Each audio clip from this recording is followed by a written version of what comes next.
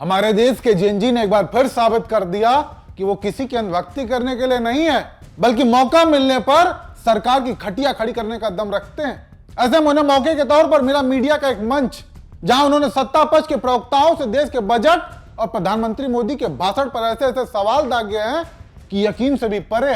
एक छोटा सा नमूना देखिए, फिर जेनजी का पूरा तेवर दिखाते हैं। मेरा सवाल बीजेपी से यह है कि क्या ये जो आप जेनजी का रिप्रेजेंटेशन कह रहे हैं नितिन नवीन जी को, क्या ये रिप्रेजेंटेशन बिल्कुल वैसा ही होने वाला है जैसे कि दिल्ली की सीएम क्यूआई को टेम्परेचर समझती हैं? क्या ऐसा ही स्टिग्मा वो पैदा करने वाली? सुना आपने? यानी युवा भी पार्टियों की चालबाजी साफ समझ रहा है कि उसे केवल जेनजी के नाम पर मूर्ख बनाया जा रहा है।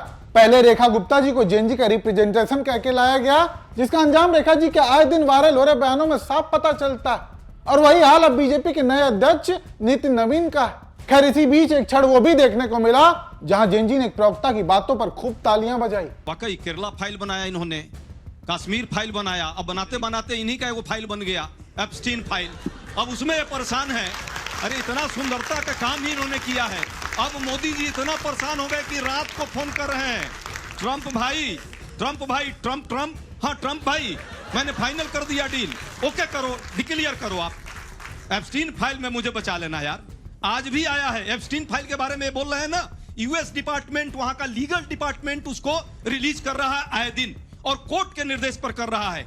तो मैं इस पर नहीं जाऊंगा। चलिए अब नाचने गए नहीं गए इस पर हम नहीं ज्यादा चाहेंगे, इस पर हम कुछ बोलना भी नहीं चाहते। हमारे देश के प्रधानमंत्री हैं, उनका सम्मान है, लेकिन देश के प्रधानमंत्री के पद की गरिमा का तो सम्मान आप रखिए। जेनजी की तालियां कहीं न कहीं बता रही थी कि वो भी फाइल वाले मामले में दिलचस्पी ले रहा है। हालांकि जेनजी के इन्हीं सवालों के बीच हम आपको एक छोटा सा नमूना गोदी मीडिया का भी दिखा देते हैं, क्योंकि ये लोग अपना एजेंडा चलाने से कहीं भी बाज नहीं आते।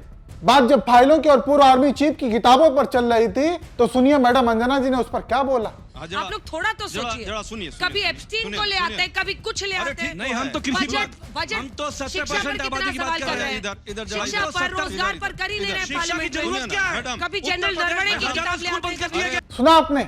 आज जब मोदी सरकार जनरल नरवणे की किताब पर गिर रही है, एप्स्टीन फाइल पर गिर रही है, तो मैडम जी शिक्षा और स्वास्थ्य की बड़ी बड़ी बातें कर रही हैं, जबकि वहीं बीजेपी के सांसद सदन में अय्यासी की बातें करता है। पीएम मोदी सदन में सरेआम झूठ बोलते हैं, वो मैडम जी को नहीं दिखता। बाकी मैडम जी खुद क्यों नहीं बताती कि वो कितनी चिंतित है आम जनता को लेकर, देश को लेकर? आए दिन तो हिंदू मुसलमान और एजेंडा से भरी खबरें जनता तक परोसती हैं, लेकिन आज जब सरकार गिर रही है तो नैतिकता और बुनियादी जरूरतों की बड़ी बड़ी बातें कर रही हैं। खैर लौटते हैं जेनजी के सवालों पर, जहां युवा पूरी रिसर्च के साथ पहुंचे हुए थे और उसी अंदाज में जिम्मेदार नागरिक के तौर पर सवाल भी दागे। सर आप युवा की बात करते हो, युवा को एजुकेशन से मतलब है। हायर एजुकेशन में फाइनेंशियल ईयर 24 और 25 में 47,600 करोड़ का बजट बनाया, जिसमें 8% इंक्रीज है। सर मैं बिहार से आता हूँ, वहाँ एनडीए की सरकार है सर, 4 लाख रुपए देते हैं ये स्टूडेंट्स को 0% इंटरेस्ट पे। एजुकेशन पे पहले 2.5% था प्री मोदी एरा में, एंड आज 4% सर इनका इन्वेस्टमेंट है, 1% रिसर्च पे जा रहा है। और आप कह रहे हो कि आप एजुकेशन की, इनके साइड सिर्फ स्पीचेस नहीं जाती है सर, एक्चुअली ग्राउंड पे वर्क कर रहे हैं।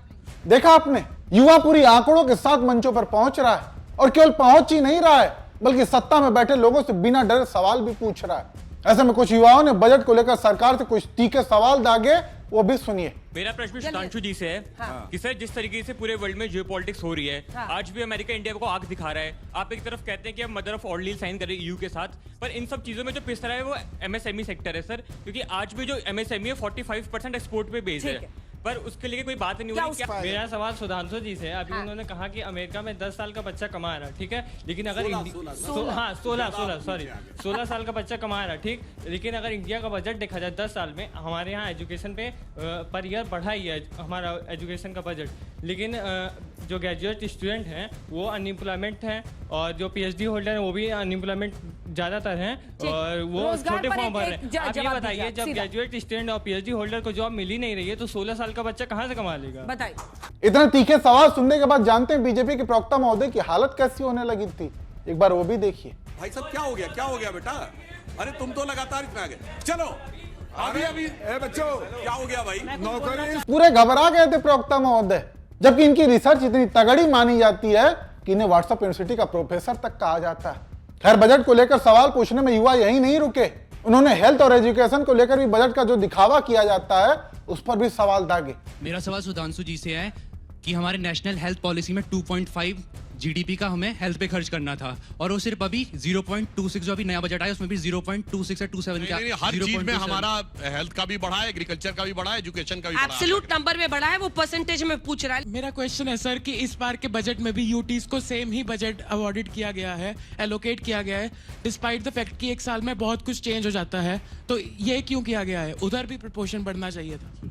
सुना आपने जिस तरीके से आज का ये जेनजी देश को लेकर, अपने मुद्दों को लेकर चिंतित दिख रहा है, सवाल पूछ रहा है, वो वाकई सराहनीय है।